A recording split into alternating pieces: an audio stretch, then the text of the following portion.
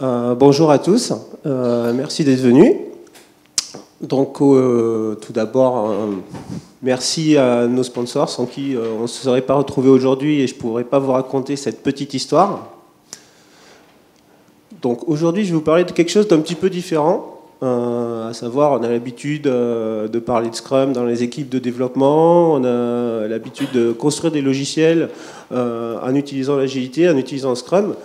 Mais je pense que c'est pas le seul endroit où on peut l'utiliser. On va voir qu'il y a d'autres façons d'utiliser Scrum et de le mettre à profit dans d'autres endroits de l'entreprise. Donc ce dont on va parler aujourd'hui, on va découvrir un petit monde différent qui est le département marketing. Alors, population un petit peu particulière pour les gens qui ont l'habitude de travailler avec les équipes de réalisation. Ce sont aussi des gens qui travaillent. Vraiment, hein. Ils sont occupés, ils font des choses, ils n'ont pas que des idées, ils ont des projets à réaliser, ils ont des idées de produits, ils réalisent aussi des produits. Donc moi, quand je suis arrivé dans les départements marketing en tant que coach agile pour les aider à avancer un petit peu mieux, à être plus productifs, je ne vous cache pas que j'ai eu quelques petites surprises. Donc on va les découvrir. Alors tout d'abord, quand je suis arrivé, je me suis aperçu que les gens au département marketing, c'est bizarre, hein, on voit ça dans l'IT, c'est aussi vrai pour le département marketing, les gens travaillent sur des projets plutôt que sur des produits. Alors là, ok, on comprend que dans l'IT, on soit habitué dans la culture classique à travailler sur un projet. Au marketing, on s'attendrait plutôt à ce que les gens travaillent sur des lignes produits, sur des choses comme ça, non, non. Il y a des chefs de produits qui travaillent sur des projets, c'est-à-dire bon, ils préparent des évolutions sur un produit et puis ils vont sur un autre produit. Première problématique, c'est qu'ils ne se sentent pas impliqués au sein des produits sur lesquels ils travaillent, puisque eux, c'est un projet, ils lâchent le produit et ils le laissent partir plus loin chez le copain qui va faire autre chose, une autre évolution 6 mois plus tard. Donc ça, bon, premier constat, petite surprise. Donc, bon, on va voir comment on a travaillé là-dessus pour essayer de résoudre ce petit point. Deuxième chose, l'organisation. Alors là, bonjour les dégâts. Organisation, alors on parle de département produit, on va parler de division online, division offline, c'est un exemple, hein, des responsables de marché, département acquisition, une division fidélisation. On va voir aussi, on a des études statistiques. Alors tous ces gens, bon, travaillent dans le département du marketing. Le petit problème, c'est que bon, chacun travaille un petit peu dans son coin, fait des choses qui, de manière unitaire, sont intéressantes, qui pourraient servir à faire de meilleurs produits, à faire des produits plus efficaces. Si on n'avait pas associé à cette espèce de mécanique d'organisation complexe quelques petits problèmes de dispersion. C'est-à-dire que les gens travaillent un petit peu dans leur coin, ils ont des objectifs de département qui sont eux non plus pas nécessairement liés à des projets. Donc chacun travaille dans son petit coin, fait des études marketing. Bon, c'est bien, elles sont là, elles sont présentes. Comment on va les utiliser, comment on va les mettre à profit, qu'est-ce qu'on va en faire, la relation avec les produits, difficile à voir. On a un univers online qui a une stratégie qui peut être complètement dissociée de celle de l'univers offline, alors qu'à la base, une entreprise elle est censée faire un métier, avoir un objectif, hein, pas 10, ou alors c'est carrément une multinationale, c'est Toyota, c'est un truc comme ça. Donc beaucoup de dispersion, les gens travaillent. Il me faisait un petit peu penser à un hamster qui court dans sa roue. Il court tout le temps le hamster, mais au final la roue, elle fait un cycle permanent, elle avance pas. Ça va pas de l'avant parce que bon, les gens se dispersent. Ensuite, gestion des priorités. Alors là, bon, on est quand même chez les gens, ils sont visionnaires, hein, ils voient des produits, ils voient des trucs à 10 ans, l'avenir de l'entreprise à 10 ans, qu'est-ce qu'on va faire dans 15 ans, vous avez vu la pub, dans 20 ans on vendra les téléphones. Je pense que vous avez tous vu ça. C'est un petit peu ce qui se passe aussi. Donc on voit les choses loin, mais en attendant, ce qu'il faut faire tout de suite, ce qui est pragmatique, ce qu'on pourrait faire, les besoins des utilisateurs, Ah ouais, mais ça rentre pas. Enfin, c'est pas fun déjà. Faut répondre à l'utilisateur, faut le satisfaire. Vaut mieux prévoir à 10 ans. Donc, on a un petit problème de gestion des éléments prioritaires par rapport aux éléments qui sont plus lointains et qui potentiellement pourraient apprendre. On va en rajouter une petite couche. Marketing, ça fait des études et des specs. Des gros pavés de specs. Alors, bon, ça peut être intéressant si vous avez des insomnies, si vous n'arrivez pas à dormir. Vous pouvez lire ça le soir à la maison. Maintenant, pour réaliser un produit, c'est un petit peu imbitable. Comme on le retrouve dans l'IT, il y a un certain jargon dans les spécifications du marketing qui n'est pas nécessairement bien compris par les collègues qui vont réaliser. Vice-versa, si vous mettez quelqu'un du marketing qui assiste à une réunion d'architectes, ça va choquer un peu. Il va avoir un petit peu de mal. Donc, gros formalisme avec un jargon important, des pavés de spec, aussi des dirigeants qui demandent à avoir des dashboards, des études projets, des études d'opportunité, savoir ce qui va se passer, etc. Bon, on est pile de doc, au final on ne sait plus ce qui est important dans le doc et ce qui n'est pas important, qu'est-ce qu'on va donner à l'équipe qui réalise, qu'est-ce qui est pour le chef, etc. Donc, pas mal de problèmes. Et en plus de ça, alors le plus marrant, c'est qu'on est dans un département marketing. On va se dire, les gens, ils se parlent. Ben, alors vous avez peut-être rigolé, mais pensez-y, peut-être que vous avez vu ça aussi. Moi, j'ai vu des gens dans un open space s'envoyer des mails alors qu'ils sont à moins de 2 mètres de distance pour discuter. C'est pas mal, hein? C'est intéressant comme moyen de communication.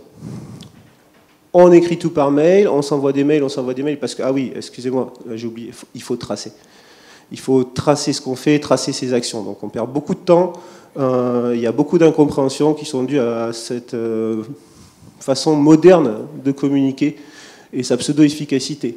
En plus de ça, je me suis aperçu que, écoutez, les vendeurs de casques, à mon avis, ne font pas faillite demain, ils ne vont pas connaître la crise. Se retrouver en face d'un open space où tout le monde a un casque sur les oreilles et où on entend voler les mouches, c'est assez sympa. Donc des gros problèmes de communication en fait, les gens ils ne se parlent pas là-dedans.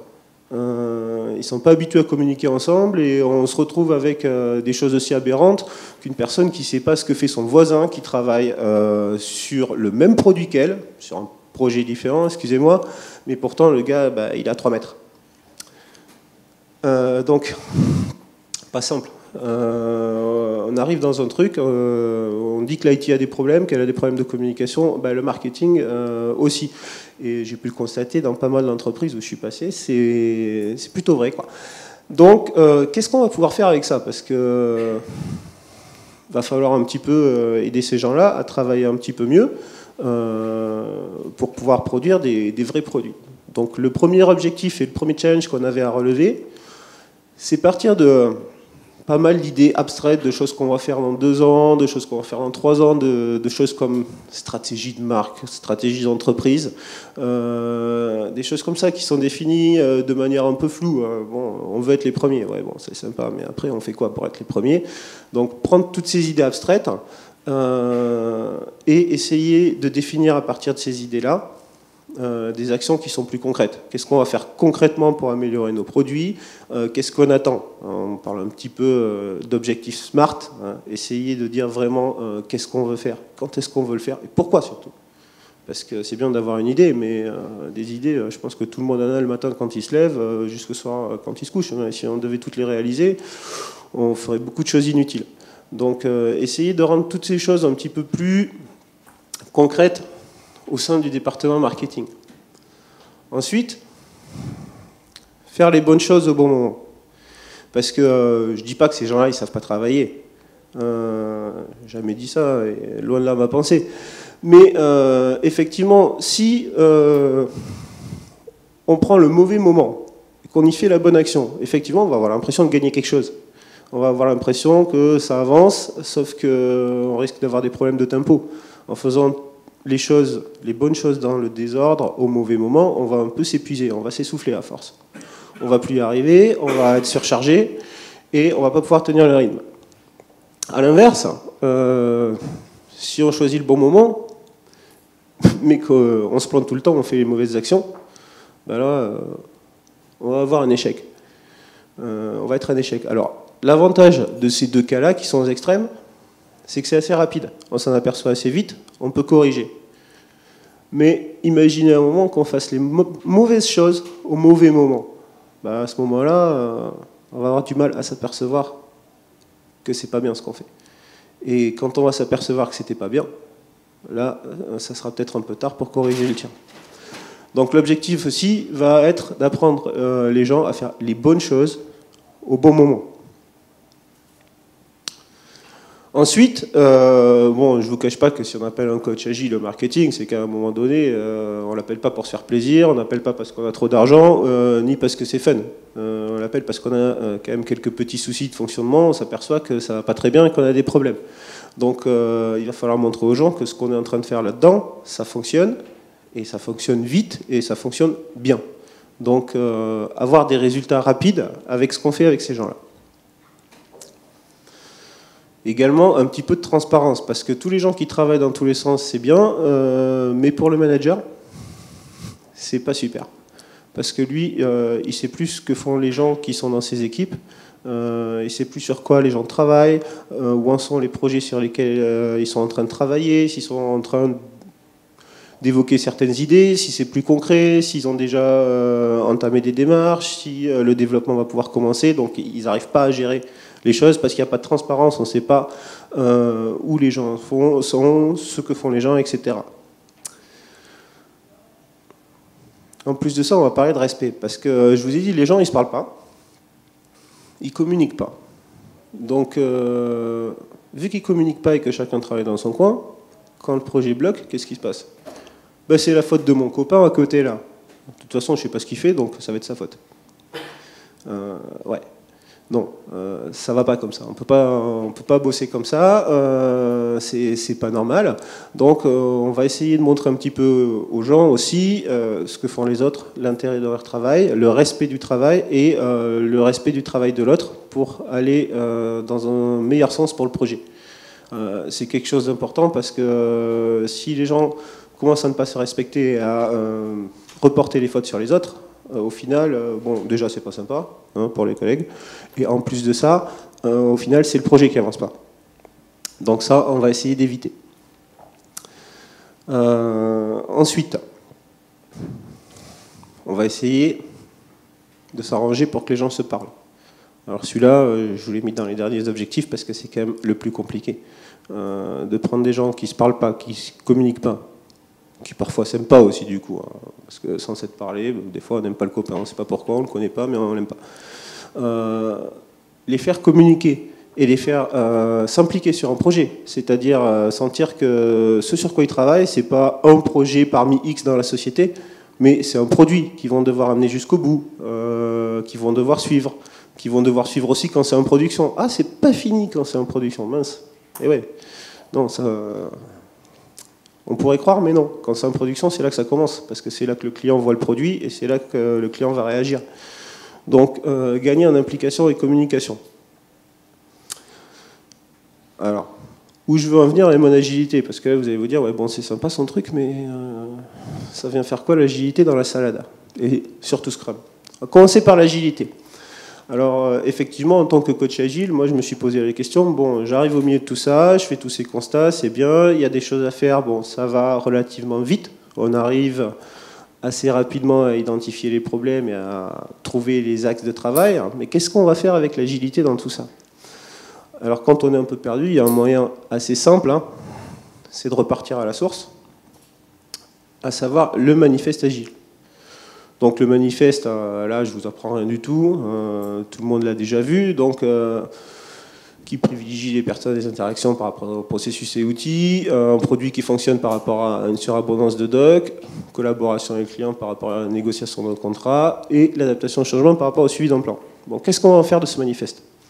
En fait, j'ai pensé prendre les points qui étaient privilégiés dans le manifeste agile et j'ai recherché comment je pourrais utiliser ces éléments pour les associer aux objectifs qu'on cherche à obtenir avec le département du marketing. Personnes d'interaction, bon, celui-là est super évident. Favoriser les personnes et les interactions, ça permettra effectivement d'avoir une meilleure communication et une meilleure implication. Donc déjà, l'objectif le plus compliqué, le premier point du manifeste, il peut nous aider. Produit qui fonctionne. Ah ben ça y est, c'est bon, ouf. Celui-là, il faisait un petit peu peur, résultat rapide, d'avoir quelque chose qui fonctionne, on va y arriver. Collaboration avec le client. Alors, le client, ici, pour le marketing, il y a deux clients. Il y a l'équipe qui va faire, et il y a le manager qui a demandé quelque chose. Ces deux clients, ils attendent tous les deux des choses de la business team, ils attendent tous les deux des choses du marketing. Donc collaborer avec eux, ça va permettre d'avoir plus de visibilité, plus de transparence sur l'avancement ou en année, qu'est-ce qu'on fait, quels sont les problèmes qu'on a. Adaptation au changement, ben, c'est ça qui va nous aider à faire les bonnes choses au bon moment. Parce que, comme dans l'IT des années 80 et malheureusement des années 2010 parfois, le marketing a tendance à planifier. Il fait des business plans, il fait des roadmaps à 2, 3, 4, 5 ans. Sauf qu'aujourd'hui, Internet, ça bouge. Je vous apprends rien en vous disant que 5 ans, par exemple, sur du online, c'est un petit peu long. Le gars qui est capable de me dire ce qui va se passer dans 5 ans sur Internet, si vous voulez, j'embauche. Si c'est vrai. Donc l'adaptation au changement, ça va pouvoir nous aider. Super. Mais Scrum, alors. Parce que bon, on est quand même au Scrum Day, c'est bien de parler de l'agilité, ça y est, c'est fait, c'est résolu. Qu'est-ce qu'on va faire avec Scrum ? Alors, d'abord, avant de dire ce qu'on va faire avec Scrum, on va repartir un petit peu aux bases. Parce que souvent, quand on voit Scrum utilisé dans les entreprises, on a mis quand même pas mal de couches de peinture, d'enduit, de plâtre dessus, et on a rajouté pas mal de choses à Scrum qui font qu'on a l'impression que c'est une méthode qui peut être appliquée uniquement à des projets informatiques. Parce que souvent, les gens associent des éléments d'XP à Scrum. Donc effectivement, bon, quand on commence à associer du XP, on a des pratiques d'ingénierie. Ah ouais, d'accord. Ouais, non, mais pratiques d'ingénierie au marketing, je m'en fous, moi. Faire du TDD au marketing, ouais, bon, si vous voulez, hein. Mais pas vraiment. Donc je suis revenu un petit peu aux bases et j'ai repris The Scrum Guide, donc, qui a été fait par Jeff Sutherland et Ken Schwaber, et qui est censé ne présenter que ce que contient la méthode Scrum. Pas plus, pas moins. Alors on voit qu'en fait, il n'y a pas tant de choses que ça là-dedans. Et que c'est pas si lourd que ça. Et ce que j'en ai retenu au final, c'est tout d'abord, Scrum ne contient pas de pratique d'ingénierie. Il n'y en a pas à l'intérieur. C'est plutôt pas mal, parce que ça m'aurait un petit peu gêné pour l'appliquer à des équipes métiers. Ensuite, on le dit, Scrum, c'est adapté à la réalisation de produits. Alors ça, c'est sympa, mais vous allez me dire, c'est quoi le produit du marketing? Alors, on en parlera après. Effectivement, là, il y a une petite astuce à trouver, parce que le marketing, c'est l'équipe de réalisation qui fait un produit. Donc on va trouver un produit pour le marketing. Après, on s'aperçoit que si on le dépoussière de tout ce que tout le monde a bien voulu rajouter à l'intérieur de Scrum, c'est pas si compliqué à mettre en place, ça ne demande pas un effort surhumain en termes de logistique. Après, en termes de façon de penser, de façon d'agir et de se comporter, c'est autre chose. Mais en termes de logistique, ça va. Ensuite, bon, effectivement, tout ce que j'avais besoin dans mes objectifs, c'est une méthode agile, donc qui est conforme au manifeste. On a vu que le manifeste, j'avais pu l'associer aux objectifs que je recherchais. Donc ça contient bien les éléments qui sont en phase avec les objectifs que je recherche. Ça commence à devenir pas mal, on commence à se dire, tiens, bon, ça peut m'intéresser. En plus, il y a d'autres choses pour l'équipe. Donc ces autres choses, on va les voir maintenant, parce que jusque-là, c'était bien, mais si on peut en tirer d'autres avantages, pourquoi pas? Tout d'abord, il y a une concentration sur l'objectif, parce que ça, on n'en a pas parlé, mais vous avez vu le feu d'artifice tout à l'heure, les gens qui sont un peu dispersés, qui travaillent dans tous les sens. Dans Scrum, on a des sprints, et le sprint, il a un objectif unique. Ça, c'est pas mal. Ça va éviter aux gens de se disperser un petit peu, parce que sur une itération, on va leur fournir un objectif unique, réalisable et des moyens actionnables pour l'atteindre. Donc, ça va aider à se concentrer un petit peu. Ensuite, c'est une approche itérative et incrémentale. Alors, effectivement, itérative, ça veut dire qu'on va avancer à petits pas. On ne va pas aller chercher la Lune. Man on the Moon, c'était dans la présentation de ce matin. Là, on ne va pas aller chercher la Lune de suite. On va essayer d'y aller petit à petit. Et incrémental, on va essayer de mesurer aussi nos progrès.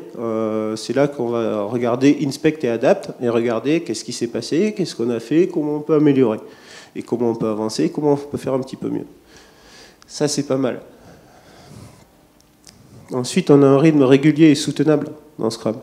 Les équipes marketing, c'est des équipes qui, souvent, ont l'impression qu'elles peuvent travailler qu'avec des rushs.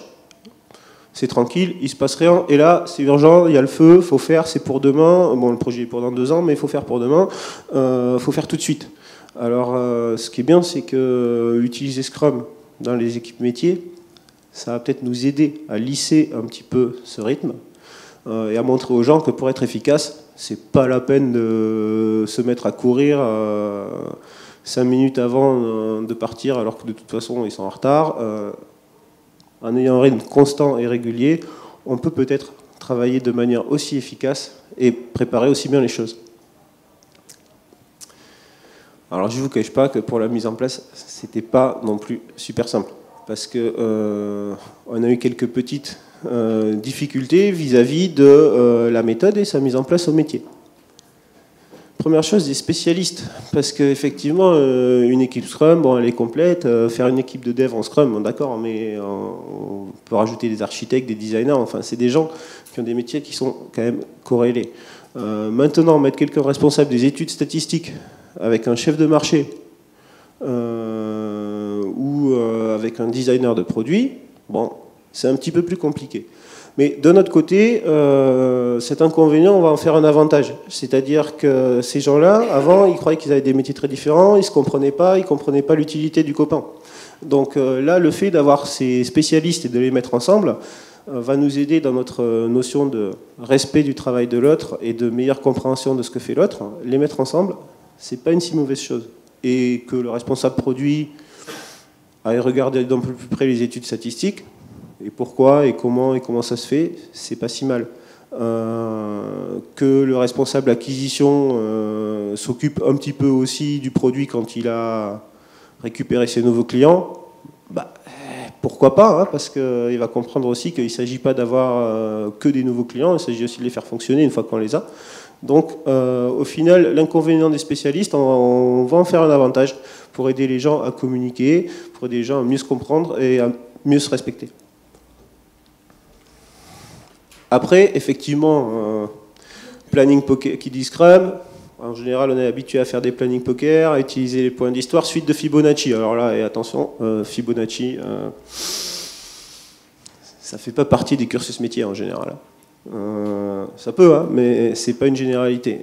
Expliquer la suite de Fibonacci à des équipes métiers, ils comprennent pas très bien. Surtout qu'en plus, chiffrer leurs tâches, vu qu'ils font pas du développement, chiffrer les user stories pour eux, évaluer les user stories, c'est un petit peu plus compliqué. Donc on s'est dit, bon, on va faire un truc, on va parler de t-shirts. On va parler de t-shirts, et les t-shirts, qu'est-ce qu'il y a? Il y a des tailles small, medium, L, XL.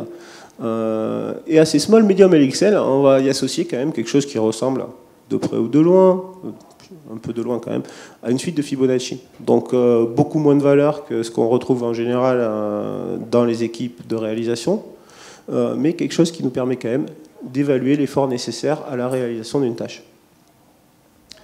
Ça a bien fonctionné. L'image des t-shirts, c'est quelque chose qui est plutôt parlant et qui fonctionne assez rapidement avec les gens.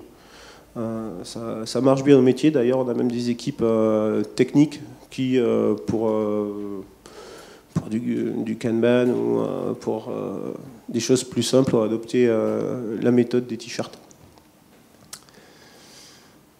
Et le problème le plus compliqué, parce qu'on l'a dit tout à l'heure, c'est quoi le produit de l'équipe métier? Alors là, au final, c'était pas si compliqué. Parce que bon, souvent, on avait de la chance, quand on a une équipe métier qui commence à s'intéresser à l'agilité, c'est parce que dans l'entreprise, on a déjà une équipe de réalisation qui fait peut-être du Scrum ou du Kanban. Et cette équipe, elle utilise donc un backlog. Donc le produit du métier, qu'est-ce que ça va être? Ça va être le backlog de l'équipe de réalisation. Donc le travail de l'équipe métier, ça va être de construire le backlog. Et le backlog sera son produit. Donc avec ça, on arrive effectivement avec une équipe qui peut fonctionner en Scrum. Son produit devient le backlog de l'équipe de réalisation et elle va travailler là-dessus. Donc maintenant, je vous ai assez embêté avec la théorie. Si on allait faire quelques petits sprints avec notre équipe là, pour voir comment elle s'est mise en place et comment elle a commencé à travailler. Alors il faut savoir, c'est une équipe agilité, on ne connaissait pas quand on est arrivé. Donc premier sprint avec l'équipe, on va y aller gentiment. On a dit, on ne va pas chercher la lune, on fait ça de manière itérative et incrémentale. Premier sprint, objectif et vision. On a un truc à construire à la sortie, donc on a dit qu'on ne voulait pas des idées dans les nuages, qu'on voulait des trucs concrets, donc obtenir les objectifs et la vision du produit. À quoi ça va ressembler un sprint qui fait objectif et vision? Je vous laisse deviner, il y a déjà un petit bateau. Alors, pour ceux qui sont passés tout à l'heure, ils ont peut-être une petite idée de ce que je vais aller chercher. On va commencer avec des Innovation Games. Pourquoi? Parce que faire jouer les gens, déjà, c'est plus marrant que de les faire bosser sur la théorie. Vous êtes tous allés à la présentation d'introduction à la première? Vous avez vu ce qui se passe quand on commence à faire blablabla dans la réunion? C'est pas génial, hein. Surtout qu'on est dans une entreprise où ils distribuent des BlackBerry, donc fallait éviter. Les Innovation Games, ça permet d'impliquer un petit peu les gens, d'impliquer tout le monde et aussi de canaliser les choses pour arriver à des résultats un petit peu concrets et sortir quelque chose. Donc dans le premier sprint, on va retrouver un jeu de speedboat, un Remember the Future et un petit Trim the Product Tree. Donc, heureusement que j'en ai pas mis qu'un, hein, parce que sinon j'allais être en désaccord avec mon collègue de tout à l'heure. Donc, tout va bien. On a mélangé 3 jeux pour arriver donc sur le premier à leur faire prendre conscience de leur environnement, regarder comment on pouvait l'améliorer. Dans le deuxième, concrétiser un petit peu plus ces axes d'amélioration. Et dans le troisième, commencer à dessiner la vision produit et à penser produit équilibré avec des choses concrètes. Une fois qu'on a fait ce sprint, on s'est dit, bon, qu'est-ce qu'on peut faire? Comment on peut améliorer les choses? Où on peut aller? Quelles sont les prochaines étapes? Donc, on va attaquer notre deuxième sprint. Alors, sur le sprint 2, point dur. On l'a vu, c'était quelque chose que les équipes ont du mal à faire. C'est la gestion des priorités. Alors, la gestion des priorités, qu'est-ce qu'on va faire pour ça? Parce que, bon, à la base, vous l'avez vu, on va essayer de faire ça, planter les billets, gagner de l'argent. C'est le plus simple, en fait. Quand on gère les priorités, gagner de l'argent, bon, à la fois c'est difficile à calculer, mais en même temps, c'est quelque chose de concret, ça parle à peu près à tout le monde.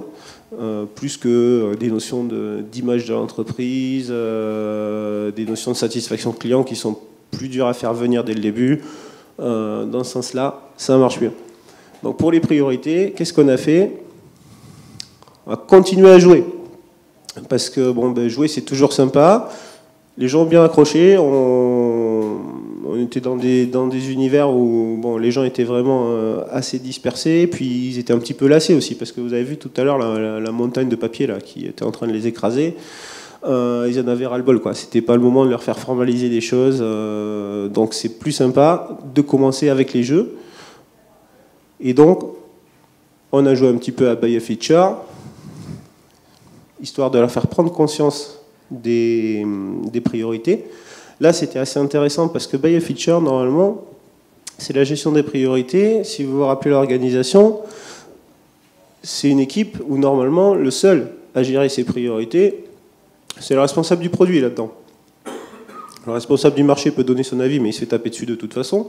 Alors que là, en faisant jouer cette équipe à Buy a Feature, on a impliqué tout le monde. C'est-à-dire qu'on pouvait avoir des visions des statistiques, on pouvait avoir des visions côté produit, des visions côté marché, des visions côté online, des visions côté offline. Ce qui donnait une gestion des priorités, une implication des acteurs beaucoup plus grande que si on avait laissé décider une seule personne. On a affiné ça avec la vision 10/10, histoire d'avoir quelque chose de vraiment ordonné à la sortie. Parce que demander au métier de définir la priorité d'un besoin sans faire un truc comme ça. Ah, c'est facile, tout est prioritaire, c'est pour demain. C'est urgent, on ne peut pas faire sans. Là, ça demande un petit effort, ça demande un exercice. En plus, on s'aperçoit que tout le monde n'a pas le même avis sur ce qui est prioritaire et pas prioritaire. Et ça oblige les gens à réfléchir. Une fois qu'on a fait ça, on a passé 2 sprints à jouer, on s'est bien amusé. Bon là, il faut faire quelque chose, hein, parce que je ne vous cache pas qu'en plus la direction se demande qu'est-ce qu'ils sont en train de faire là, les gars. Ils n'arrêtent pas de s'amuser. C'est quoi ce truc de clown? Qu'est-ce que j'ai fait avec mon coach agile? Il est là pour faire jouer les gens. Je dépense mon argent pour rien. Donc sprint 3, on va rentrer un petit peu dans le concret, on va apprendre à écrire un petit peu. Donc c'est comme le processus des enfants à l'école, hein. On commence à jouer dans la cour quand on est à la maternelle, puis après on commence à dessiner, puis après on commence à écrire. On commence à écrire les premiers epics. Alors là, première chose, commencer à s'habituer un petit peu au formalisme de l'épic. Donc, on initialise le backlog, ça y est, on a le premier morceau de notre produit qui vient d'arriver. On inscrit les premiers epics dans le backlog et on récupère les résultats de nos ateliers pour les ordonnancer. Alors là, c'est bien, parce qu'à la sortie de ce sprint, on a déjà une première version du produit du métier. On voit quelque chose. C'est quelque chose d'intéressant à ce moment-là. Et les sprints suivants, vous allez me dire, parce que là, c'est sympa, bon, on a fait 3 sprints, on fait quoi après? Parce que c'est bien d'avoir mis du Scrum, mais c'est pas pour le mettre pendant 3 sprints. En fait, on va continuer à utiliser Scrum aujourd'hui pour faire le grooming du backlog. Donc le grooming du backlog, on va donc continuer à l'alimenter ce produit, on va le faire évoluer, on va le faire grandir, comme on ferait avec une application informatique ou avec un produit qui serait construit et réalisé en Scrum.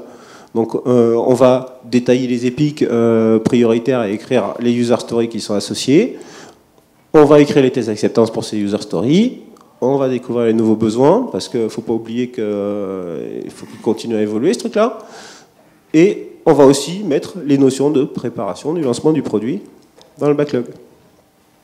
Et tout ça toujours trié, ordonné, etc. Donc ça permet à l'équipe de rester concentrée. On a des itérations qui sont courtes. Alors ce que je ne vous ai pas dit, c'est qu'au métier, on a commencé sur de l'itération plutôt très courte, puisqu'on a de l'itération d'1 semaine. Parce que, bon... c'était nouveau et la capacité de concentration, le besoin de visualisation de résultats, il était plus important que dans une équipe où on réalise, où on peut se permettre d'attendre peut-être 2 semaines, il y en a qui attendent 3, 4, pour voir quelque chose. Donc à la sortie, qu'est-ce qu'on a tiré de tout ça? D'avoir fait du Scrum au métier. Bon, tout d'abord, c'est plus efficace, hein. Je ne vous cache pas que bon, on a supprimé pas mal de perturbations, pas mal de choses inutiles. Le fait d'avoir le focus avec l'objectif unique du sprint, ça nous a permis de vraiment nous concentrer sur ce qu'on était en train de faire, ce qu'on avait besoin de faire pour la fin du sprint. Et on a fait les démos à l'intérieur, donc il fallait vraiment montrer ce qui avait été réalisé. On a vraiment gagné en efficacité en utilisant Scrum côté métier. On a gagné aussi en langage partagé et clair, parce qu'au final, le meilleur moyen d'apprendre au métier à écrire des user stories pour réaliser un produit, c'est de lui faire écrire des user stories pour faire ses propres actions. Si déjà il écrit des user stories pour faire ses tâches à lui, ça va mieux quand il faut les écrire pour l'équipe de réalisation.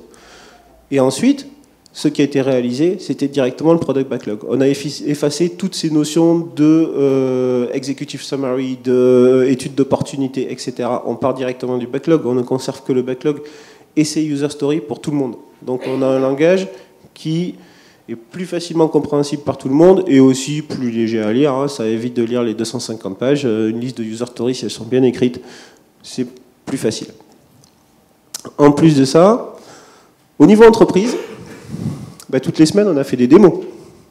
Donc les managers, ils étaient contents parce qu'ils voyaient enfin ce que l'équipe métier elle était en train de produire. Où en était le projet pour eux, parce que bon, ils ne parlent pas encore de produit, ils essayent, mais on va y arriver. Donc c'était meilleur pour eux, ils avaient plus de visibilité, ils voyaient où en étaient les gens. quand je parle de l'entreprise, je parle aussi des collaborateurs, je ne parle pas que des managers. C'est-à-dire que l'équipe de réalisation voyait le backlog se préparer, s'initialiser. Voyez l'équipe métier avancer dans sa stratégie, dans ses objectifs. Les différents intervenants de l'équipe métier avaient aussi de meilleure visibilité. Donc au niveau visibilité, là, tout le monde y a gagné. Enfin, on a réussi à faire ça. Alors là, c'était quand même le plus gros challenge. On a supprimé les mails. Les gens se parlent. On écrit des mails quand il faut écrire un mail et pas parce qu'on a envie de dire quelque chose à quelqu'un. Le fait de mettre du Scrum qui est plus physique, qui est quand même quelque chose avec des sensations de toucher, où on va toucher des cartes, où on va déplacer des fiches le matin sur un tableau Scrum, où forcément on se parle lors d'un daily meeting, où on se parle pour améliorer les choses dans une rétrospective, où des gens présentent une démo et n'envoient pas un PowerPoint. Un PowerPoint, ça ne s'envoie pas, ça se présente, mais bon. Où les gens présentent une démo de là où ils en sont, c'est mieux pour la communication. Les gens se parlent, les gens se comprennent. J'avais une question. Est-ce qu'il y a eu un management visuel mis en place? Oui. De quelle nature? Un Scrum Board classique ou... Il y a un Scrum Board classique. En plus du Scrum Board, le backlog, qui est aussi dans un outil visuel, est affiché à peu près aussi grand que donc le backlog en entrée et le backlog en sortie du board sont affichés, c'est-à-dire d'un côté les inputs de l'équipe métier, de l'autre côté le produit qu'ils sont en train de réaliser sont affichés en permanence et les burn-on charts.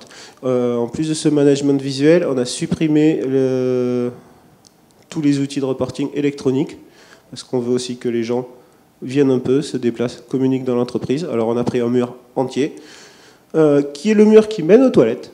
Alors pourquoi? C'est pas... Bon, on va éviter. C'est le mur qui mène aux toilettes, pourquoi? Parce que là, tout le monde y passe.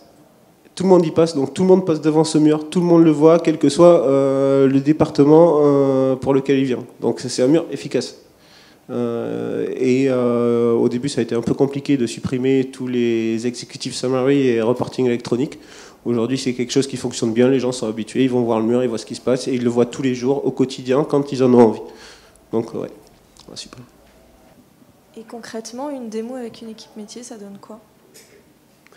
Une démo, avec une équipe métier, ça présente les éléments qui ont été réfléchis, le backlog, donc le backlog de l'équipe produit, ce que va produire l'équipe. Donc ça présente aussi au reste de l'entreprise les nouvelles fonctionnalités, on va dire, les nouveaux artefacts du futur produit. Et quel est leur niveau de priorité et pourquoi. Alors c'est assez intéressant parce que bon, pour le manager, bon, bah, il sait ce que va faire son produit.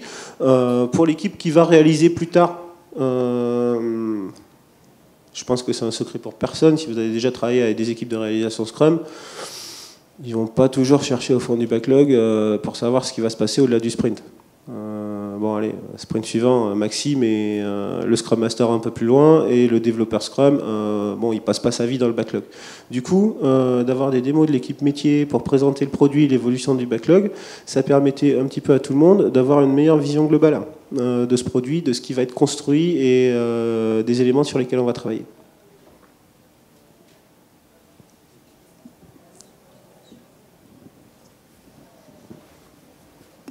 Est-ce que vous pouvez nous en dire un peu plus sur les Innovation Games, comment ça se passe?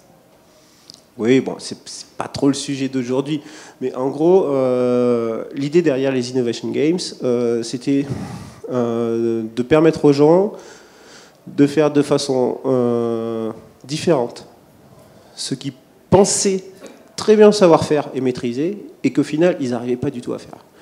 À savoir définir une vision produit précise. De commencer à jouer, de les mettre dans un environnement différent. C'est des gens qui n'ont pas l'habitude de jouer, hein. Ils se prennent au sérieux, attention, on ne déconne pas. Hein.